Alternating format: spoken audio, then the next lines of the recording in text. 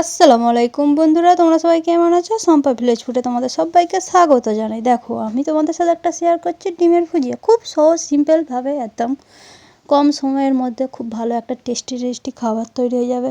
তোমরা এটা রুটি দিয়েও খেতে পারো, ভাত দিয়েও খেতে পারো, যা খুশি খেতে পারো, সস দিয়ে মাখিয়েও খেতে পারো। দেখো, ফার্স্টেই সর্ষের তেল দিয়ে নিয়েছি, ওতে দিয়েছি পেঁয়াজ কুচি 1 বাটি একদম, তারপরে একটু লবণ দিয়ে ভালো করে লাল লাল করে ভেজে নিলাম।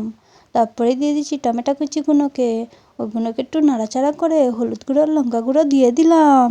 দেওয়ার পরে ভালো করে একটু কষিয়ে নিতে হবে যতক্ষণ না টমেটোগুলো গলিয়ে নেতিয়ে যায়। দেখো, পুরো নেতিয়ে হয়ে গেছে। তারপরেই আমি 2টো ডিম ফাটিয়ে দিলাম।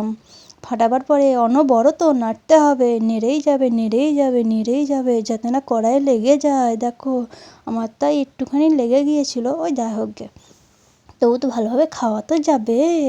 দেখো কেমন হয়েছে, লাল লাল ডিমের ভুজিয়া, অনবরত নাড়িয়ে নাড়িয়ে হয়ে গেল আমার ডিমের ভুজিয়া। যদি ভালো লেগে থাকলে তোমরা একবার বাড়িতে বানিয়ে দেখো। চলো, তোমাদের আমি এবারে আমাদের হোম ট্যুরটা একবার দেখিয়ে দিই, কতটা কাজ হয়েছে আমাদের বাড়ির। চলো, ঘরের কাজ অনেক দূরে এগিয়ে গিয়েছে। এখানে সব তক্তা মেরেছে, এখানে ঢালবে, ঢালাই করবে, মানে কি বলে ওই যাই হোক হবে। এখানটায় ভেঙেছে, এখানটায় দেওয়া ছিল, সিঁড়ি ঘর তুলবে। ওই জন্য আমি ভিডিওটা এখানেই শেষ করছি। যদি ভালো লেগে থাকলে like comment share and subscriber করতে একদম ভুলো না।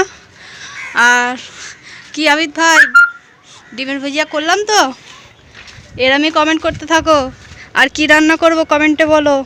ঠিক আছে, টাটা ভাই, সবাই ভালো থেকো আর সবাইকে ভালো রেখো।